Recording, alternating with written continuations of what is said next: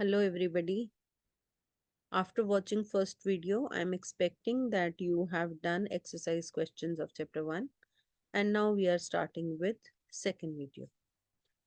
So there is a concept of stock and flow. देखो stock and flow क्या है? कोई भी चीज, कोई भी वेरिएबल या तो at a particular point of time measure होता है या फिर पीरियड ऑफ टाइम में मेजर होता है. Okay, at a particular point of time पे मेजर होगा. Like if I say my height right now, so at this point of time, my height is 5 feet 3 inch. So it is a stock. But if I say in last year my height increased 2 inches, it is flow.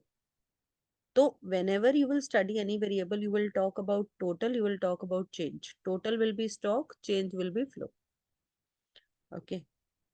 So whenever you will get MCQs like which of the following is a flow concept, just think about it. How is it measured?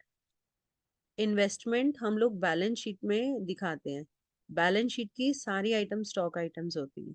लेकिन investment जब economist बोलता है ना, तो economist बोलता है भाई during this year मैंने इतना इन्वेस्टमेंट किया. तो वहां पे थोड़ा सा आपको कंफ्यूजन होता है. ठीक है. तो इन्वेस्टमेंट फ्लो है जब इकोनॉमिस्ट बात करेगा, जबकि अकाउंटेंट हमेशा इसको बैलेंस शीट में दिखाता है assuming it to be stock. ठीक है. तो इन्वेस्टमेंट एक थोड़ा सा ट्रिकी हो जाता है. Otherwise it is very clear. जैसे स्पीड है, स्पीड पर आवर, मीटर पर सेकेंड, तो इसके साथ टाइम पीरियड लगेगा. टाइम पीरियड के बिना फ्लो वेरिएबल का मीनिंग ही नहीं क्लियर होगा. ठीक है. जैसे मैं बोलूं आज की डेट में मेरे पास इतनी वेल्थ है, तो आज की डेट में यानी eight a particular point of time, तो ये स्टॉक हुआ. राइट. लेकिन मैं बोलूं कि मैं पर मंथ इतना कमाती हूँ, तो कभी भी किसी की इनकम होगी तो per month, saving per month, per annum, per day, बिना टाइम पीरियड के उसकी सेंस ही नहीं होगी. तो such variables are flow variables. Right. But money supply, अब सप्लाई जब हमने माइक्रो में किया था, डिमांड और सप्लाई दोनों फ्लो कॉन्सेप्ट होते हैं measured over a period of time. लेकिन मनी सप्लाई ये होता है कि गवर्नमेंट ने आज की डेट में इतनी करेंसी मार्केट में सर्कुलेट कर रखी है. तो money supply is a stock concept, not a flow concept. तो जो ज्यादा कंफ्यूज करने वाले थे, that I have covered up. But otherwise you will use your logic. तो स्टॉक के साथ टाइम डायमेंशन नहीं होगा, फ्लो के साथ टाइम डायमेंशन होगा. Stock is a static concept. Static means भाई ये है, अभी इतना है, कितना चेंज हुआ we are not talking about. And flow dynamic है, चेंज की बात करता है. Okay. Then there is classification of goods. Goods को हम क्लासिफाई करते हैं into free goods and economic goods. Free goods which are actually, अभी तो फ्री गुड्स बचे नहीं है, ऑक्सीजन भी बिकने लग गई है. नहीं तो अगर आप थोड़ा सा पीछे जाएं 500-600 ईयर्स अगो, तो even land was a free good, कोई कहीं पे भी सेटल हो जाता था. राइट. लेकिन अभी फ्री गुड्स ऑक्सीजन कह लो, ट्रीज कह लो, यू नो, नेचुरल लुक्स कह लो, अदरवाइज फ्री गुड्स बचे नहीं. And credit goes to us कि हमने एनवायरनमेंट को इतना डैमेज किया है. Even water has become an economic good. Okay, तो economic goods वो हैं which are sold and purchased in the market. Economic goods are bifurcated into final goods and intermediate goods. अब इसमें बच्चे बहुत कंफ्यूज करते हैं, मतलब बहुत ज्यादा उनको कंफ्यूजन होती है कि इंटरमीडिएट और फाइनल क्या है. देखो किसी भी गुड के इन चार के अलावा पांचवा यूज पॉसिबल नहीं.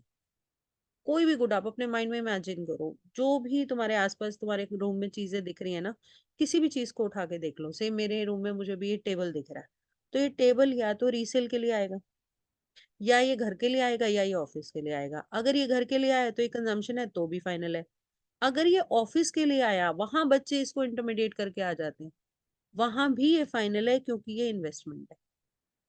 सिर्फ जब ये रीसेल के लिए आएगा तब ये इंटरमीडिएट है. तो पूरा कंफ्यूजन जो है वो आपको फिक्स्ड असेट्स को लेकर है. आप फिक्स्ड असेट को भी इंटरमीडिएट ले लेते. फिक्स असेट इंटरमीडिएट नहीं होते जब तक वो रीसेल के लिए यूज ना हो. सिर्फ और सिर्फ जब वो रीसेल के लिए यूज होंगे तब वो इंटरमीडिएट है, अदरवाइज वो फाइनल है. चाहे वो घर में यूज हो रहे हैं तो कंजम्पशन है, ऑफिस में यूज हो रहे हैं तो इन्वेस्टमेंट है. लेकिन जो सिंगल यूज गुड्स होती हैं, सिंगल यूज माना यूज की और खत्म, जैसे रॉ मटेरियल, इलेक्ट्रिसिटी, फ्यूल, ऐसी चीजें अगर प्रोडक्शन के लिए यूज हुई तो फर्दर प्रोडक्शन है, इंटरमीडिएट गुड है. फैमिली में यूज हुई तो कंजम्पशन. तो यानी सिंगल यूज गुड्स दो कैटेगरी बनेंगी उनकी इंटरमीडिएट की।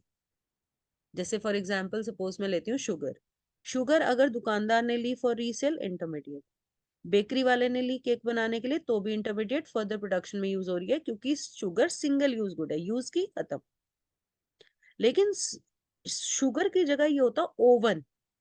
तो ओवन घर में यूज हुआ तो कंजम्पशन, और बेकरी में यूज हुआ तो इन्वेस्टमेंट।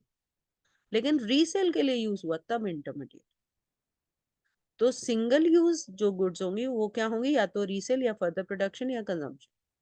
और जो भी फिक्स्ड असेट्स होंगे वो क्या होंगे, या तो कंजम्पशन या इन्वेस्टमेंट या रीसेल। यानी intermediate good, single use good सिर्फ तब फाइनल होगी जब हाउस होल्ड में यूज हो, और फिक्स्ड असेट्स सिर्फ तब इंटरमीडिएट होगा जब वो रीसेल में यूज। ठीक है। इसको समझने के लिए हम थोड़ी सी गुड्स के भी एग्जाम्पल लेते हैं, ताकि हमें क्लैरिटी अच्छे से हो। से for example school bus. School bus is a final good, क्यों, कहाँ यूज हो रही है, investment. Mask use by a doctor, अब मास्क एक बार यूज होके खत्म हो जाएगा, इंटरमीडिएट फर्दर प्रोडक्शन में यूज हो रहा है। ठीक है। Book purchase by a teacher, teacher ने अगर वैसे बुक खरीदी है तो कंजम्पशन है, और अगर बच्चों से रिलेटेड खरीदी है तो इन्वेस्टमेंट है। In any case it is final. Book purchase by a stationery shop owner, resale के लिए खरीदी है, इंटरमीडिएट। क्यों कर रहे हैं हम ये, हमें क्या फर्क पड़ता है इंटरमीडिएट है या final. Intermediate goods national income में नहीं आते, फाइनल गुड्स नेशनल इनकम में आते।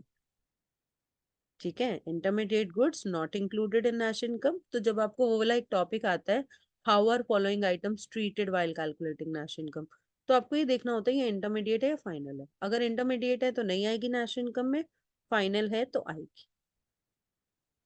क्लियर सो फार। ठीक है, क्लियर सो फार। अब मैं सामने तो नहीं हूँ आपके, अगर आपको क्लियर नहीं है तो वीडियो को रिवाइंड करिए, एक बार फिर से सुनिए। ओके। तो इंटरमीडिएट और फाइनल का दूसरा लॉजिक क्या है, अगर आप इंटरमीडिएट को भी इंक्लूड कर लेंगे तो होगा क्या, डबल काउंटिंग होगी। समझिए, जैसे एक फार्मर ने वीट बनाई, आपने उसको इंक्लूड कर लिया। उस वीट से फ्लोर बना, आपने उसको भी इंक्लूड कर लिया। फ्लोर से ब्रेड बनी, आपने उसको भी इंक्लूड कर लिया। ब्रेड से ब्रेड पकौड़े बने, आपने उसको भी इंक्लूड कर लिया। तो वीट आपकी इकोनॉमी में 4 बार इंक्लूड हो गई, फ्लोर 3 बार, ब्रेड 2 बार। होना क्या चाहिए था, सिर्फ ब्रेड पकौड़ा नेशनल इनकम में आना चाहिए था। बीच में जो चीजें यूज हुई हैं सब इंटरमीडिएट है। ब्रेड पकौड़े में वीट की वैल्यू है, फ्लोर की वैल्यू है, ब्रेड की वैल्यू है, ऑलरेडी है। लेकिन ब्रेड पकौड़े में उस कढ़ाई की वैल्यू नहीं है जिसमें पकौड़ा बना है, या उस भट्टी की वैल्यू नहीं है जिसमें वो बड़ा सा आग जलाता है हलवाई और ब्रेड पकौड़ा बनाता है। वो उसका फिक्स्ड असेट है, इसलिए उसको हमने अलग से लिया नेशनल इनकम में, वो इन्वेस्टमेंट है। ठीक है, तो इस लॉजिक से समझो। राइट। अब मैं ये चैप्टर 2 के मैंने सिर्फ 2 छोटे टॉपिक की वीडियोस बनाई है। अब इन 2 टॉपिक के अगर आप देखेंगे, कोई भी बुक आप रेफर करें, पीछे हॉट्स में एक वर्कशीट मिलेगी आपको, वो वर्कशीट सॉल्व करिए, फिर तीसरा वीडियो देखिएगा। Thank you so much, be blessed.